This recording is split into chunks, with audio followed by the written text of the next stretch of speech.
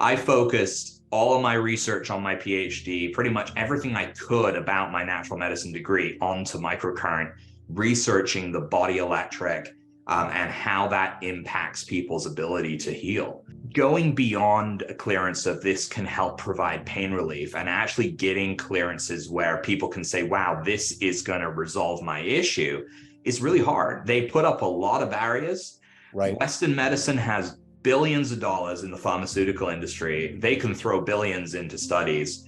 I can't throw billions into studies. So for us, like, we have to pick a topic, narrowly focus on it, and get roughly 15 successful clinical studies before we can even say to the FDA, hey, could we apply for this? We have to focus on that chronic pain clearance. And so when a medical doctor is asked about microcurrent therapy, they're like, I've never heard of that.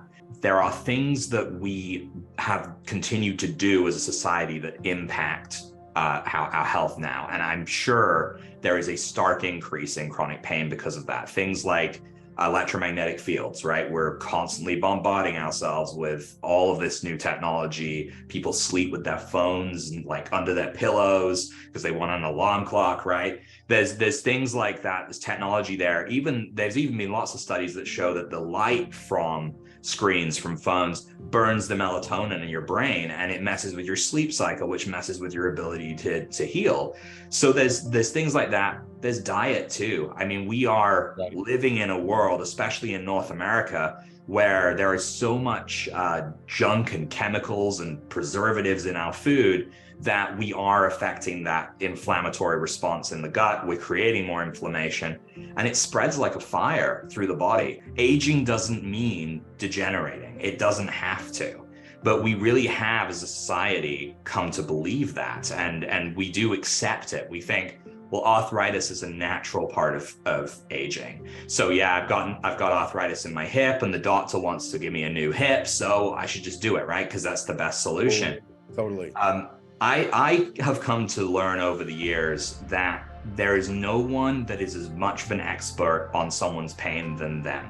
Totally. The person who is experiencing that, they need to be listened to, because their story is probably the key to healing them. What happened? How did it happen?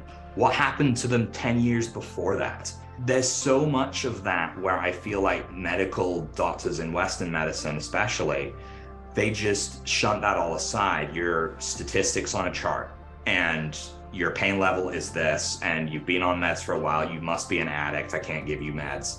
There's no visible reasoning for you to have this pain still. Go see a shrink. And that's stuff I hear all the time. And it makes me sick. It really does. I find that this is the perfect blend between Western medicine and the holistic side of things. We have a physical electrical system. We're not dealing with meditation where it requires a lot of that person to try and calm themselves down. We're having a way of tapping into the body system, and we're actually making these changes. And we're riding that fine line between Western medicine that's approved. I mean, we use these machines are used in the veterans hospitals in the US. Wow. So they actually have like a foundation there. We have studies being done at Stanford University on them, like for wound healing. Like, there's a lot of that stuff. And then there's the whole, you can be the healer that you should be in nature, and you can take this. You don't need someone in a white coat. You don't need me to tell you that you need to get rid of your pain to feel better.